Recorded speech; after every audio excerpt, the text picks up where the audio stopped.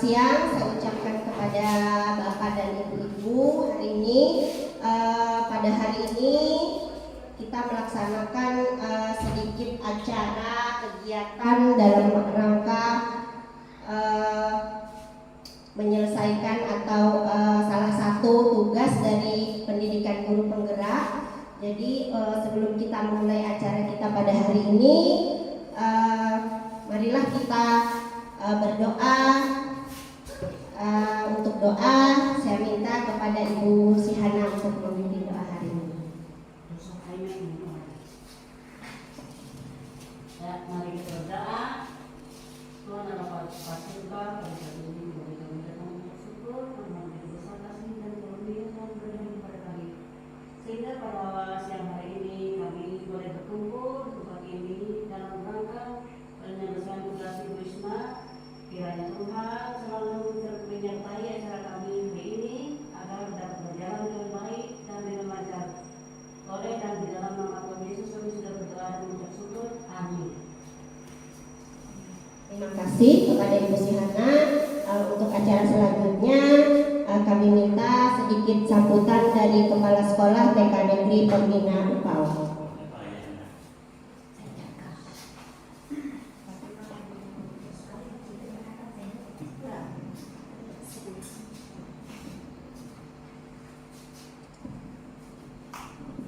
Terima kasih atas waktu dan kesempatan yang diberikan oleh Ibu Isna selaku CGP Angkatan 10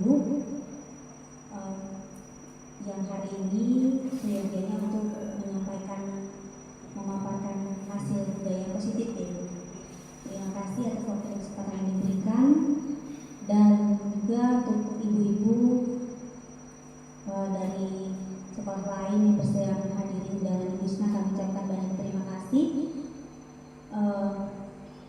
Kami sangat menyambut baik kegiatan yang dilaksanakan ini, semoga bermanfaat buat Ibu Isna selaku CGP Angkatan 10 dan bagi kita semua, supaya kita sama-sama bisa menerapkan tentang pemahaman budaya positif dalam kehidupan kita dan di dalam sekolah kita.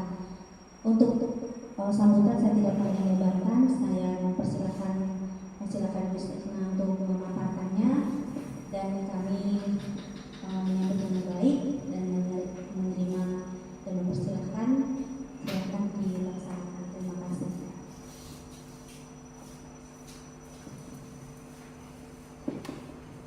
Baik, terima kasih kepada Kepala Sekolah yang sudah menyampaikan kata sambutannya. Saya akan memulai acara kegiatan kita pada hari ini, yaitu sebelumnya saya berterima kasih dulu kepada Bapak dan Ibu-Ibu yang sudah bisa berhadir pada hari ini, dan saya juga berterima kasih kepada Kepala Sekolah yang sudah memberikan kesempatan seluas-luasnya dalam kami mengikuti tahapan demi tahapan dalam pendidikan guru penggerak ini. Baiklah, langsung saja hari ini saya akan menyebarkan penerapan dan pemahaman budaya positif. Saya di sini bukan sebagai seorang yang paling bisa, tetapi tujuan daripada acara kegiatan kita hari ini adalah sharing ibu-ibu ya. Bukan saya menggurui, bukan saya paling pintar dan paling bisa, tapi kita sama-sama belajar di sini. Nah, ini tentang budaya positif. Nah, apakah itu budaya positif? Kita lihat di slide selanjutnya. Nah, sebelum kita lanjut ke budaya positif, di sini kita mau melihat dulu apakah itu tujuan pendidikan. Menurut Ki Hajar Dewantara menjelaskan tujuan pendidikan adalah menuntun segala kodrat yang ada pada anak-anak agar mereka dapat mencapai keselamatan dan kebahagiaan yang setinggi-tingginya, baik sebagai manusia maupun sebagai anggota masyarakat. Oleh sebab itu, pendidik itu hanya dapat menuntun tumbuh dan hidupnya kekuatan kodrat yang ada pada anak-anak agar dapat memperbaiki lakunya, bukan dasarnya hidup dan tumbuhnya kekuatan kodrat anak. Nah, jadi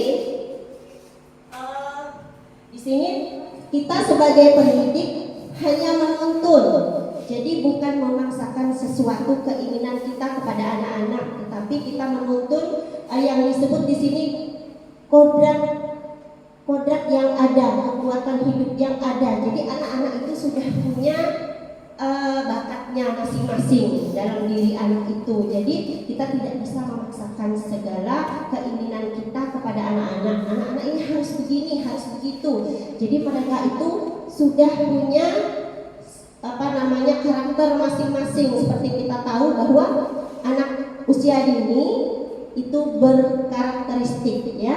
Nah, jadi tugas kita adalah menuntun. Ada pepatah dulu saya pernah dengar bahwa anak itu seperti kertas yang kosong. Betul ibu-ibu? Pernah dengar Bapak Ibu? Pernah ya? Anak itu seperti kertas yang kosong. Tetapi menurut Ki Hajar Dewantara, anak itu bukan kertas yang kosong, tapi anak itu adalah coretan yang samar-samar. Jadi kita sebagai pendidik menuntun, menebalkan yang sudah samar-samar di dalam diri anak itu, kita tugasnya menuntun. Nah, setelah ini budaya positif. Nah, budaya positif ini dapat diartikan sebagai sebuah nilai kebajikan yang menjadi keyakinan dan pada akhirnya menjadi karakter atau ciri khas dari sebuah komunitas atau lembaga atau sekolah. Nah, untuk menciptakan budaya positif di sekolah, guru hendaklah mampu menjalankan perannya dalam menciptakan pembelajaran yang nyaman dan menyenangkan di sekolah. Karena budaya positif dapat mendorong murid untuk mampu berpikir dan bertindak serta mencipta sebagai proses memerdekakan dirinya, sehingga murid lebih mandiri dan bertanggung jawab. Dan saya yakin bahwa kita sebagai pendidik sudah berpengalaman beberapa tahun mengajar, pasti sudah tahu budaya positif yang sudah diterapkan di sekolah masing-masing. Mungkin antara Bapak dan Ibu bisa berbagi pengalaman budaya positif apa saja yang sudah Bapak Ibu lakukan di sekolah. Dapat Ibu ceritakan sedikit. Boleh Bu berbagi pengalaman, menurut Ibu budaya positif itu seperti apa yang sudah dilakukan Ibu di sekolah? Silahkan Bu, ada yang mau berpendapat, memberikan pengalaman. Budaya positif itu bisa seperti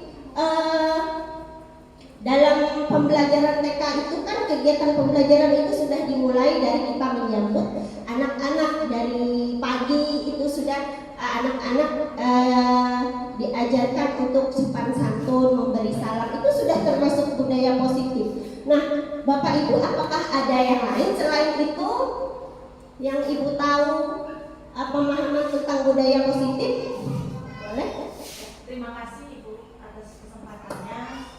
Saya mau berbagi bahwa waktu penerapan di sekolah, salah satunya budaya positif yang diterapkan kepada anak-anak, contohnya saat anak-anak sudah mengerjakan tugasnya atau bermain, mereka bisa membereskan kembali mainannya ke tempatnya yang semula dengan rapi. Ya, baik, betul, terima kasih. Iya, dalam hal budaya positif itu berbagai macam, artinya perilaku yang positif, lingkungan yang positif, yang nyaman, itu sudah tandanya kita melakukan budaya positif. Banyak budaya-budaya positif, namun terkadang kita tidak konsisten untuk melakukan itu. Nah, itu yang menjadi terhambatnya budaya-budaya positif itu diterapkan di sekolah. Oke, next.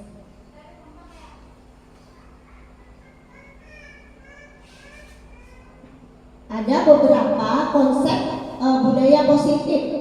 Nah, di sini ada 7 konsep budaya positif. Yang pertama, perubahan paradigma. Yang kedua, disiplin positif. Yang ketiga, nilai-nilai kebajikan. Yang keempat, motivasi perilaku mandiri. Yang ke-6, kebutuhan dasar manusia. Restitusi 5, kontrol, posisi kontrol, keyakinan kelas, dan segitiga restitusi. Nanti kita akan bahas satu-satu untuk konsep budaya positif ini. Yang pertama itu tentang perubahan paradigma pembelajaran. Nah, sebelum kita ke paradigma perubahan pembelajaran, kita akan membahas dulu tentang disiplin ya. Disiplin. Jadi budaya positif itu terbentuk karena adanya disiplin. Jadi menurut Bapak Ibu di sini, makna disiplin itu apa ya? Yang Ibu pahami sekarang ini, disiplin itu apa? Aturan mungkinnya yang kita pahami sekarang. Aturan, kemudian kesepakatan yang harus ditaati. Nah, di sini katanya disiplin positif adalah pendekatan mendidik murid untuk melakukan kontrol diri dan mencapai kepercayaan diri sehingga mampu menciptakan murid yang merdeka dalam pembelajaran.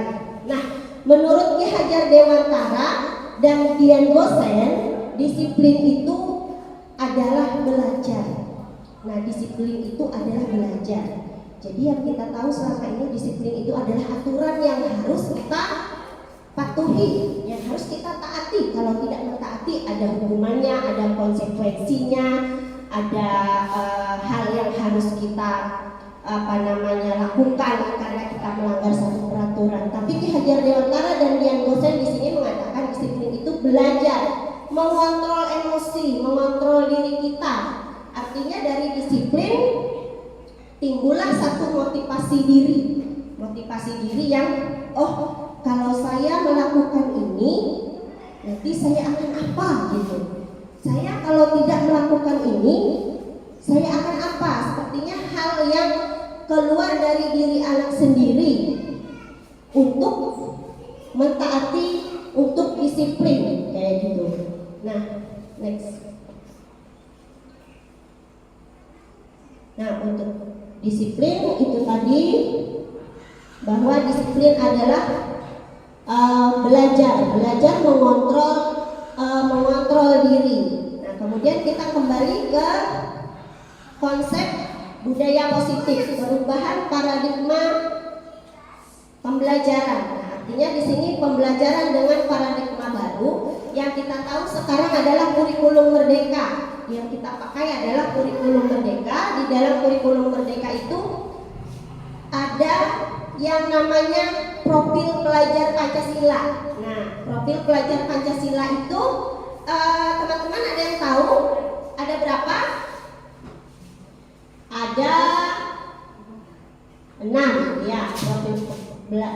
Profil pelajar Pancasila itu ada 6. Yang pertama, beriman bertakwa kepada Tuhan Yang Maha Esa dan berakhlak mulia, kemudian berkebinekaan global, bergotong royong, kreatif, bernalar kritis, dan mandiri. Nah, kenapa dikatakan dalam konsep budaya positif itu ada perubahan paradigma? Jadi pembelajaran yang dirancang dengan prinsip berdiferensiasi sehingga peserta didik dapat belajar sesuai kebutuhannya berdasarkan tahap perkembangan psikologi untuk mewujudkan profil pelajar Pancasila itu tadi.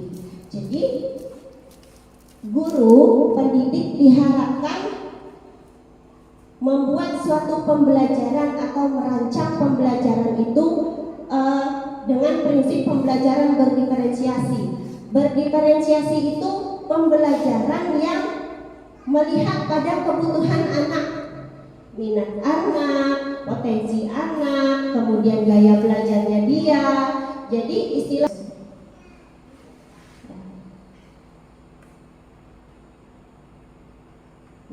di sini ada nilai-nilai kebajikan universal.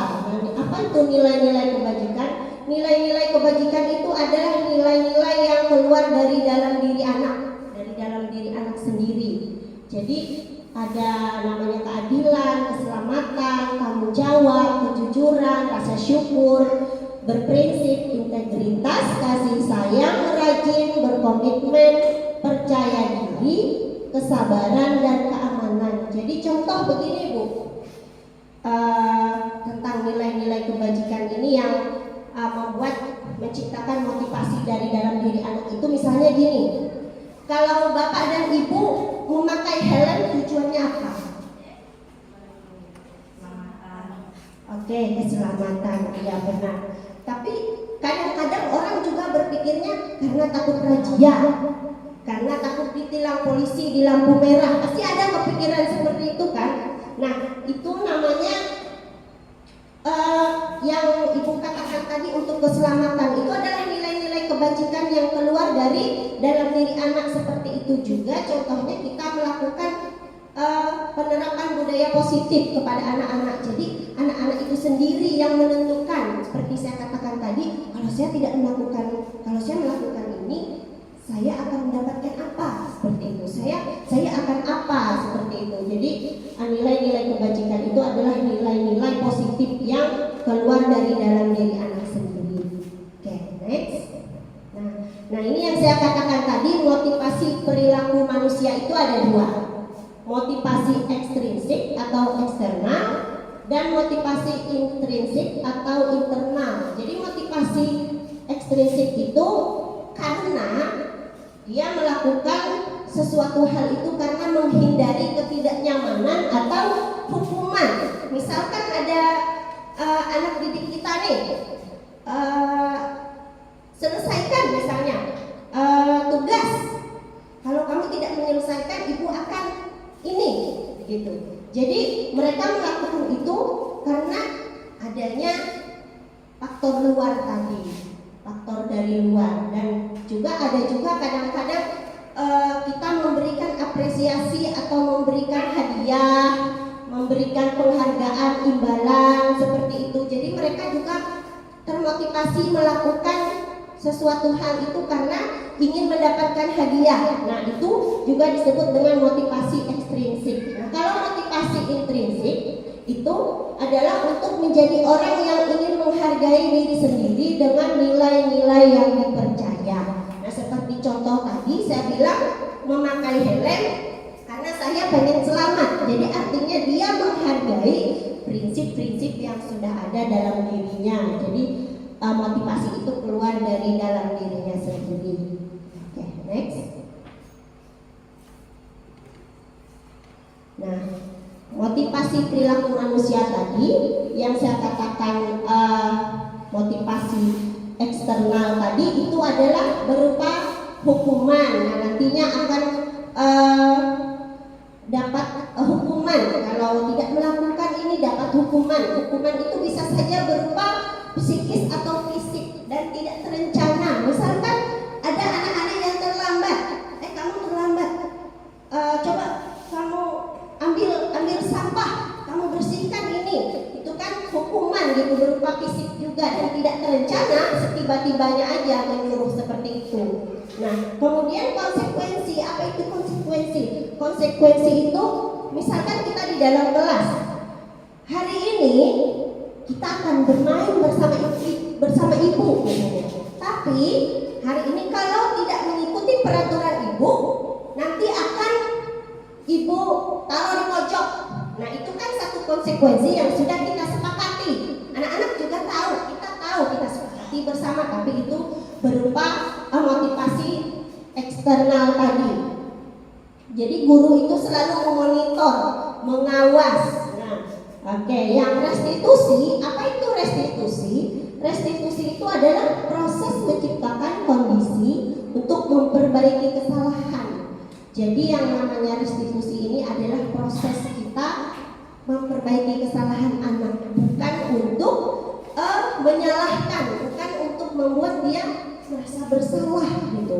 Nah, kemudian restitusi ini juga dikatakan proses kolaboratif yang mengajarkan murid untuk mencari solusinya sendiri. Nah, di sini ketika dia melakukan satu kesalahan, kita bertanya, dia maunya menyelesaikan dengan cara apa. Jadi proses restitusi ini akan kita bahas selanjutnya. Oke, next. Nah, konsep budaya positif selanjutnya adalah 5 posisi kontrol. Nah, yang pertama penghukum, yang kedua penguat merasa bersalah, yang ketiga teman, 4 pemantau, dan 5 manajer. Oke. Nah, untuk 5 posisi kontrol ini saya akan menayangkan satu video. Ibu-ibu bisa menyimak dan memahami. Ya, saya sebenarnya sangat menghargai orang lain. Mungkin saat itu saya menjadi emosi, jadi tidak menunjukkan sikap itu. Kamu meyakini tidak? Menghargai orang lain itu penting buat kamu. Yakinlah, Pak. Iya, setuju. Kita harus saling menghargai. Namun, ada juga keyakinan yang kita sepakati yang perlu kita jalankan apabila kita sedang marah, bukan? Ya, saya bisa lebih proaktif, mulai dengan diri sendiri. Saya bisa jadi lebih bersabar, mengambil waktu jeda untuk berpikir mau apa selanjutnya. Kira-kira kamu bersedia memperbaiki masalah ini tidak? Bersedia, Pak. Kalau kamu memperbaiki masalah ini, kamu akan menjadi orang seperti apa? Saya akan menjadi orang yang bertanggung jawab kali ya, Pak. Dan senantiasa proaktif. Iya, menurut kamu bagaimana rasanya menjadi orang seperti itu? Ya nyaman lah, bangga bisa bersabar dan menahan diri. Baiklah kalau begitu. Yuk kita pikirkan bagaimana memperbaiki masalah ini.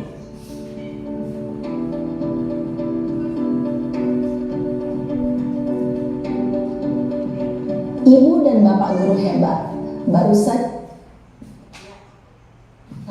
Itu adalah sepenggal video tentang segitiga restitusi yang mana guru memposisikan dirinya sebagai posisi manajer pada 5 posisi kontrol tadi. Nah, di sini ada lagi video yang memaparkan tentang 5 posisi kontrol tersebut. Ada contoh-contoh yang sudah ada yang akan kita pahami bersama dan akan kita lihat bersama. Iya ya. Oke, ada ya. Oke.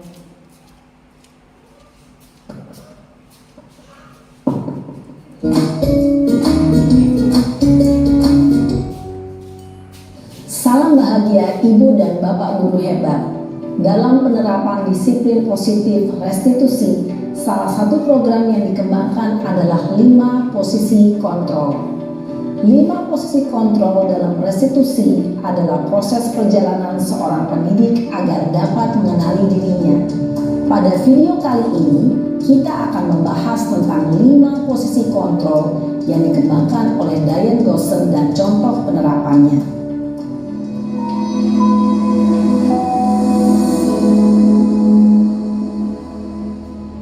5 posisi kontrol itu adalah 1. Posisi penghukum. 2. Posisi pembuat merasa bersalah. 3. Posisi teman. 4. Posisi pemantau atau monitor. Dan 5. Posisi manajer. Untuk lebih memahami kelima posisi tersebut, mari kita saksikan kasus Naren yang terlambat hadir 20 menit di sekolah dan melihat bagaimana kelima posisi kontrol dalam menghadapi masalah tersebut.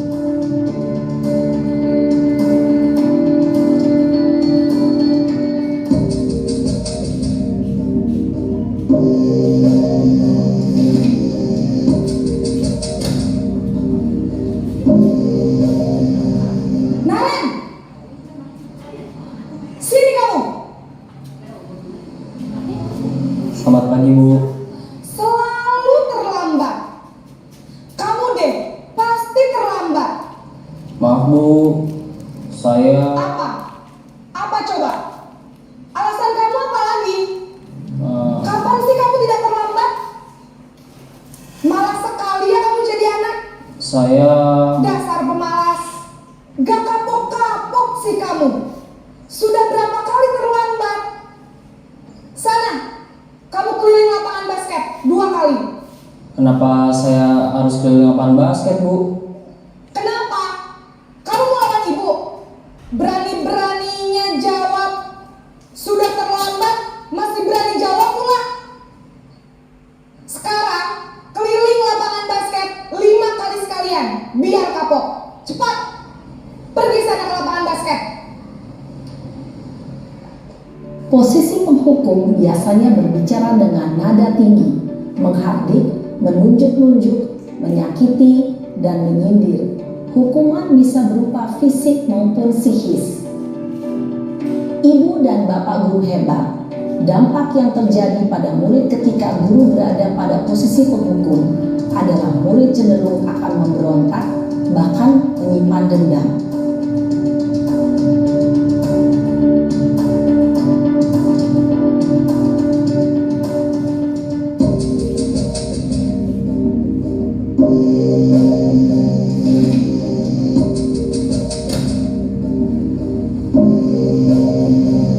Naren,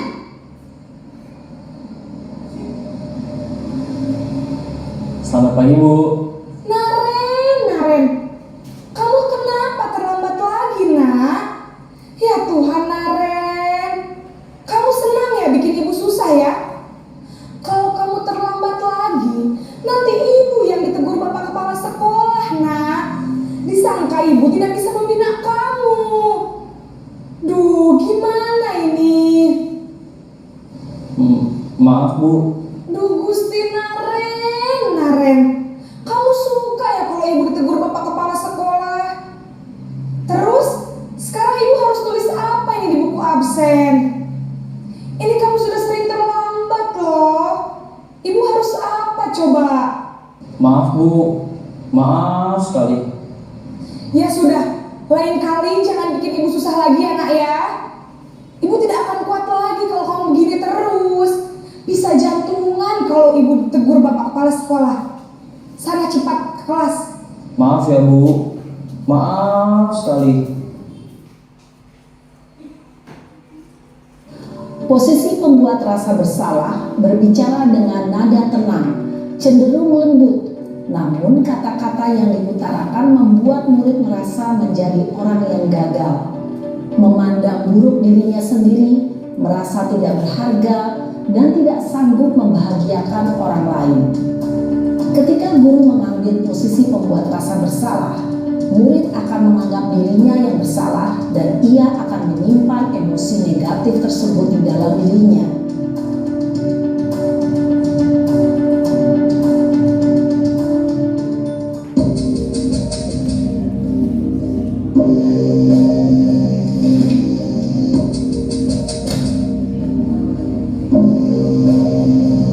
Naren,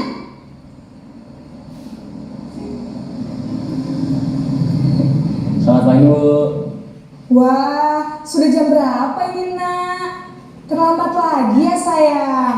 Iya, Bu. Habis ibu saya lupa bangunkan saya, Bu. Kamu malah menyalahkan ibu kamu.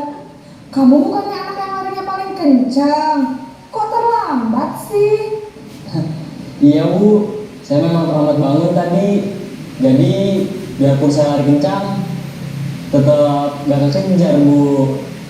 Ya sudah sana. Nanti lain kali larinya lebih kencang lagi ya. Biar gak terlambat lagi. Bikin senang ibu. Demi ibu. Bisa kan? Bisa lah, Bu. Ya sudah sana masuk kelas. Ibu beresin urusan absen kamu. Kamu ini ada-ada saja. Dalam posisi teman, guru berbicara dengan nada suara ramah, akrab, cenderung bersenda gurau untuk menjaga suasana tetap santai. Murid akan merasa senang, aman, dan akrab dengan guru. Identitas yang tercipta adalah identitas sukses atau berhasil. Namun, perlu diingat, karena ini masih dorongan eksternal, maka ada faktor ketergantungan dari murid kepada orang tertentu. Di sini guru absennya, sehingga di lain waktu murid bisa berperilaku baik, namun hanya kepada orang-orang tertentu saja.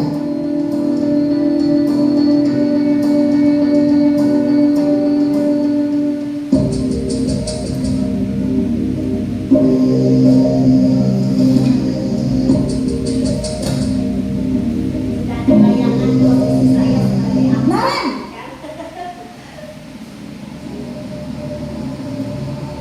Selamat pagi, Bu. Naren, apa peraturan sekolah kita tentang jam berapa kita harus masuk sekolah, nak? Kita harus di sekolah jam 7, Bu. Iya betul, sekarang sudah jam 7.20. Naren sudah tahu konsekuensinya jika terlambat hadir. Paham, Bu. Saya harus tinggal kelas pas jam istirahat selama 20 menit. Iya benar, konsekuensinya demikian. Jadi nanti jam 9.30 pas istirahat, kamu harus tinggal di kelas, kerjakan tugas tambahan untuk ketertinggalan kamu, ya. Baik, Bu. Posisi pemantau mengandalkan penghitungan atau data untuk mengontrol murid.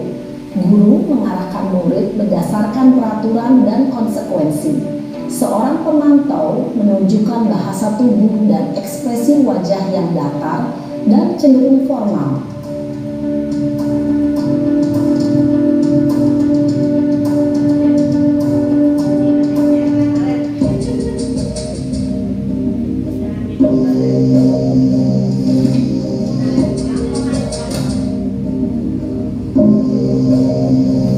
Naren,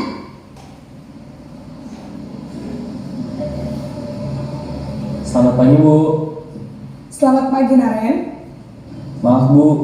Saya terlambat. Iya, sekolah masuknya jam 7, sekarang sudah jam 7.20. Jadi sekarang bagaimana ini Naren? Maaf, Bu. Saya lupa setel alarm saya semalam. Baiklah, menurut kamu, keyakinan sekolah yang mana yang perlu kamu tingkatkan? Menghargai diri sendiri dan orang lain mungkin ya, Bu. Setuju. Jadi, apakah Naren meyakini prinsip saling menghormati tersebut? Iya, Bu. Saya meyakininya. Apakah Naren bersedia memperbaiki masalah keterlambatan ini? Bersedia, Bu. Bagaimana kamu akan perbaiki masalah keterlambatan ini? Saya akan coba untuk tidak lupa menyetel alarm saya, Bu. Baik, kalau Naren lupa menyetel alarm di rumah, ada orang yang kira-kira bisa bantu mengingatkan tidak? Ada, Bu.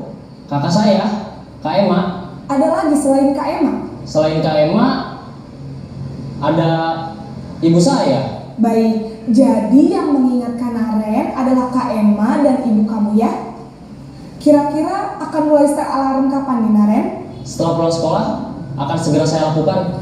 Baik, jadi Naren akan setel alarm untuk bangun besok pagi dan akan diingatkan oleh kakak dan ibunda Naren ya. Ada lagi yang mungkin perlu dilakukan Naren agar tidak terlambat bangun lagi? Tidak ada, Bu. Baik Naren, terima kasih untuk kerjasama kamu. Sekarang kamu perlu kembali ke kelas untuk belajar. Baik, Bu. Terima kasih. Posisi manajer adalah posisi kontrol yang disarankan untuk membimbing murid memiliki sikap disiplin yang positif, yaitu murid yang mandiri, bertanggung jawab, dan dapat memecahkan masalah. Tujuan dari posisi ini adalah agar murid dapat berefleksi atas tindakannya. Guru akan dengan tulus memberikan pertanyaan-pertanyaan bermakna, sehingga membuat murid dapat belajar dari kesalahannya dan mencari sebuah solusi untuk menyelesaikannya. Sudah panjang sekali video contoh-contoh. Kalau saya merasa melihat yang seperti itu tuh lebih paham gitu dengan contoh-contoh yang ada. Jadi setelah kita melihat 5 posisi kontrol tersebut, ibu-ibu pada posisi yang mana saat sekarang ini? Ibu Isma. Teman. Oke, Ibu Ita pada posisi mana yang sudah dilakukan saat ini? Pemantau kayaknya. Iya, Ibu Sihana? Teman. Ibu Ita tadi? Teman. Bingung posisi yang mana? Gitu ya?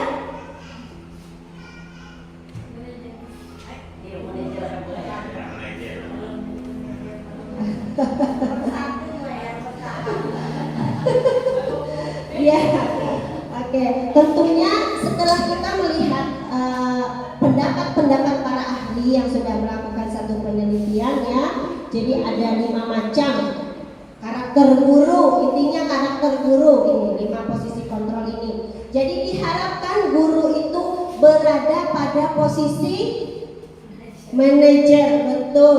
Diharapkan pada posisi manajer karena di posisi manajer ini kita tidak bahasanya tuh tidak memojokkan anak, tetapi membuat anak itu senang dalam menyelesaikan masalah seperti itu tadi. terlambat kita tanya, mengapa terlambat? Penyebabnya apa? Kemudian solusinya kamu mau bagaimana? Kemudian kamu akan melakukan apa solusinya? Dan kapan kamu akan melakukan? Jadi kita menyerahkan semuanya kepada anak untuk menyelesaikan solusinya. Bukan kita rajin tuh kalau anak kelahi. Contoh di kelas nih, anak kelahi langsung disuruh minta maaf. Belum selesai kok suruh minta maaf gitu. Jadi ada kesel di dalam hati anak tuh pasti merangut, bersalaman. Nah, di pembelajaran kali ini kita disuruh kayak manajer tadi. Jadi menerapkan segitiga restitusi. Ada nanti namanya segitiga restitusi, nanti kita bahas di selanjutnya. Oke. Nah, itu tadi beberapa 5 posisi kontrol. Jadi kita memang diharapkan untuk bisa menjadi posisi yang di poin nomor 5, yaitu manajer. Next.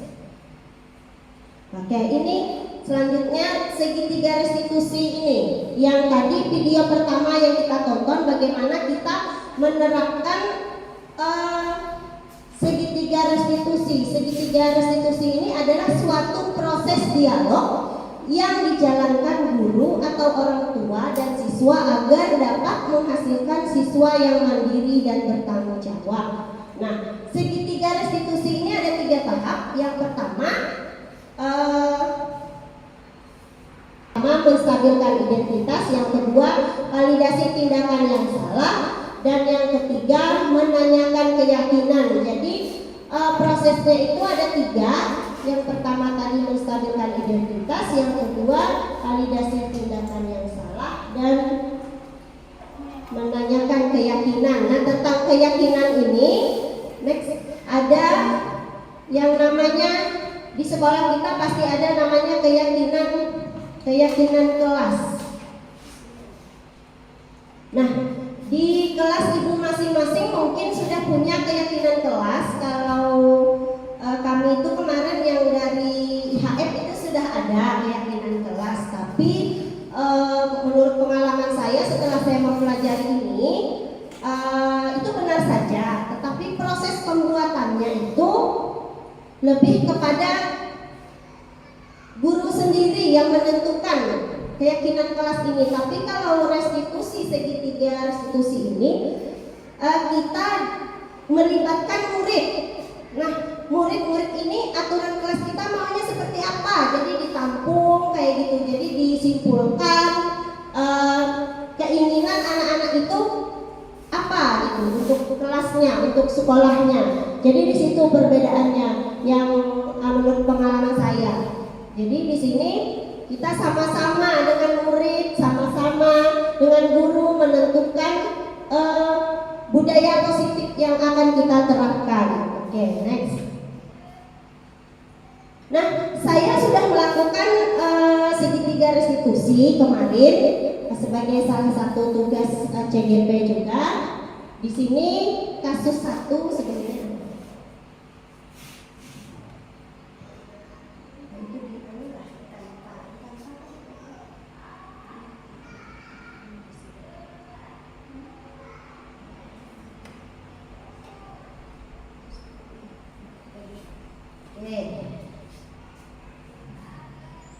Nah, saya sudah melakukan segitiga restitusi dengan anak-anak kelompok A.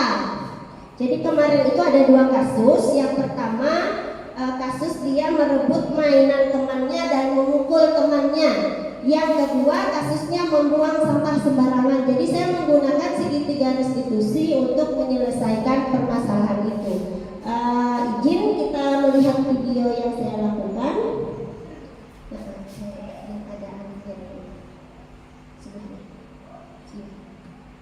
Ya, nah di sini kejadian Putri dan Lala bermain dan berebut mainan.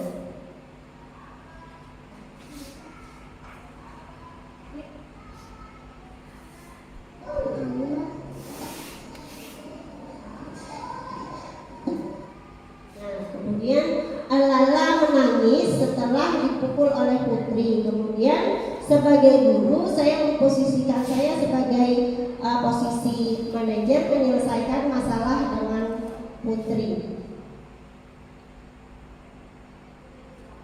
Kecil kan?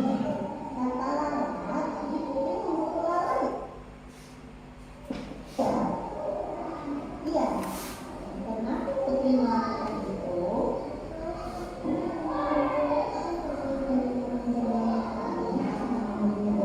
boleh saja, tapi harus apa dengan Putri kalau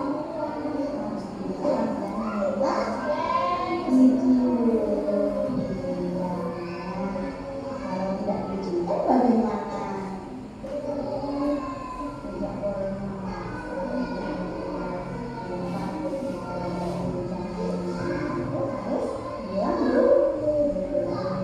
jadi menurut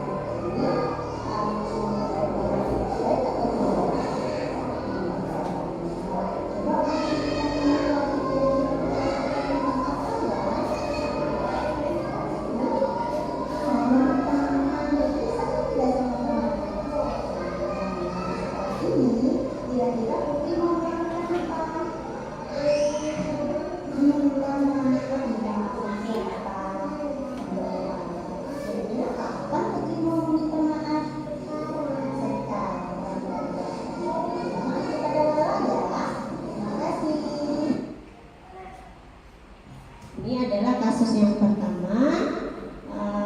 Dia bersedia meminta maaf, tapi dari dalam dirinya sendiri dia ingin meminta maaf sekarang katanya.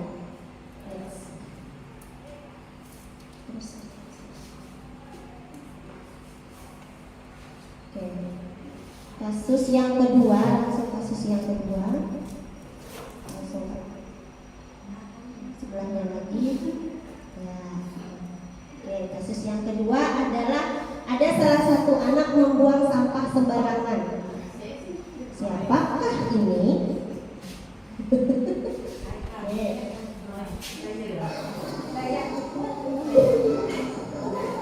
Nah, ada salah satu anak membuang sampah sembarangan dengan senangnya ya membuang sampah sembarangan. Nah, itu tertangkap video ceritanya. Nah, kemudian saya menyelesaikan masalah itu. Mengapa dia membuang sampah sembarangan? Apakah dia ingin memperbaiki perilakunya? Dan kapan dia mau memperbaiki perilakunya? Roy, ibu lihat tadi kan membuang sampah sembarangan ya?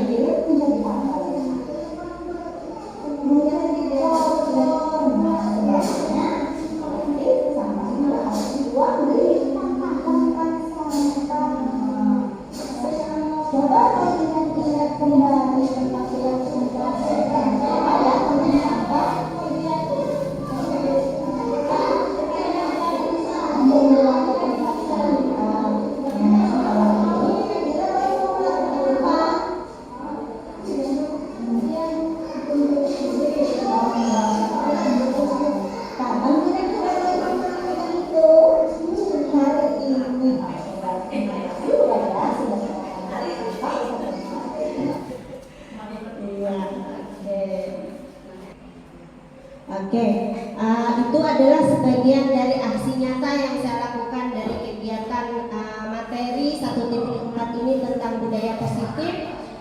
Saya sudah mencoba melakukan proses restitusi di sekolah.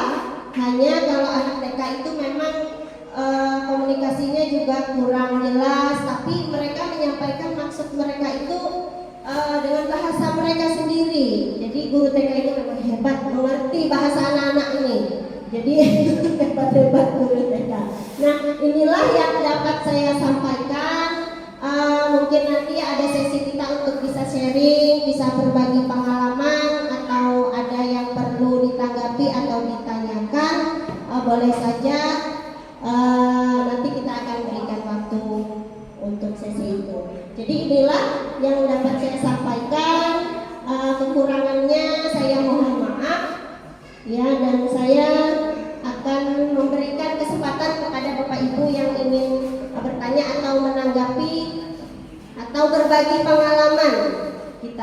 di sini. Silakan Bu.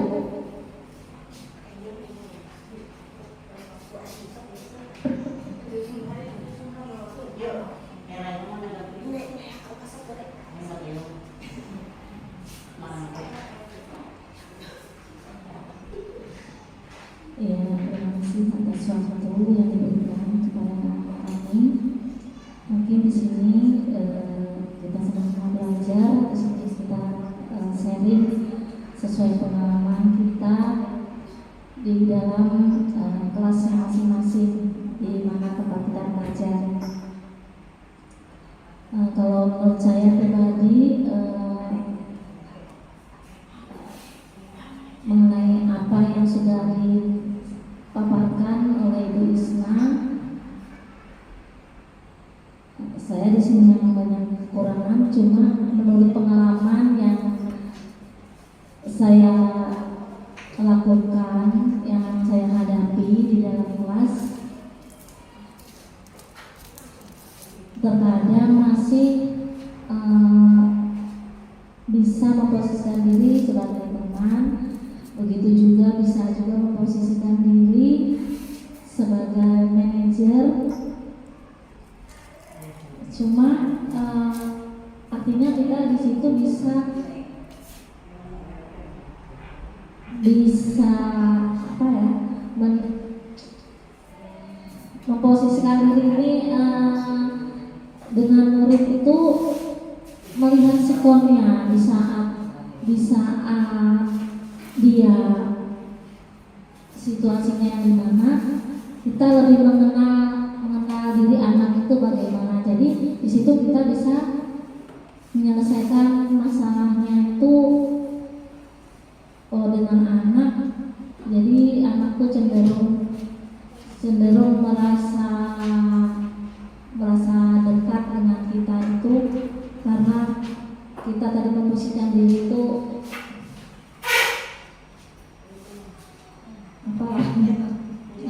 sebagai teman gitu kan, sebagai teman. Jadi dia merasa nyaman juga. Anak-anak itu kan kadang memang merasa dikasihani selalu kayak gitu. Mungkin yang lain bisa menambahkan, akan dipersilakan. Itu saja sih.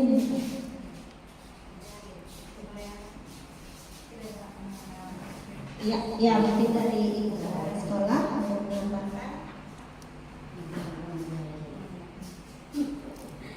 Terima kasih atas waktu dan kesempatan yang diberikan. Saya hanya menanggapi melihat penjelasan dari video tadi tentang posisi tadi sebagai guru.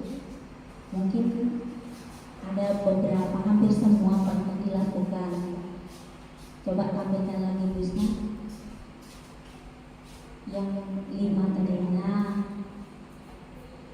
mungkin pembuat merasa bersalah jarang sih, dulu seperti itu jarang. Tapi dari 1, 3, 4 yang mengingatkan, 4 kan mengingatkan peraturan kelas harus apa dan konsekuensinya harus dijalankan. Tetapi saya melihat menanggapi ini cenderung kita diajak, ayo kita sampai pada posisi kita sebagai manajer tadi, kita belajar tujuannya kan anak mengetahui keyakinan kelasnya, apa muncul dalam diri anak itu kesadaran diri untuk melakukan kebaikan itu. Jadi kita hanya menanggapi, mari kita belajar bersama-sama sampai ke posisi manajer. Terima kasih Ibu Isna atas pemaparannya, sungguh luar biasa. Terima kasih banyak. Demikian yang bisa saya sampaikan. Terima kasih kepada Ibu Kepala Sekolah dan rekan guru yang lain sudah memberikan tanggapan, pengalaman yang kita sharing di sini. Jadi untuk hari ini saya berterima kasih kembali kepada kepala sekolah dan teman-teman yang sudah bisa hadir hari ini. Semoga acara kegiatan kita, materi kita ini dapat bermanfaat, bahkan dapat kita terapkan tadi, tentunya juga untuk posisi kita tadi sebagai manajer. Jadi semoga kita menjadi pendidik yang lebih baik juga dengan nilai dan peran-peran kita sebagai guru yang lebih baik. Untuk penutup, saya ajak ibu-ibu untuk berdiri sebentar, kita merilekskan otot-otot sebelum kita mengakhiri kegiatan kita. Baiklah, ya silakan Bapak boleh ikut kita bergoyang. Siap?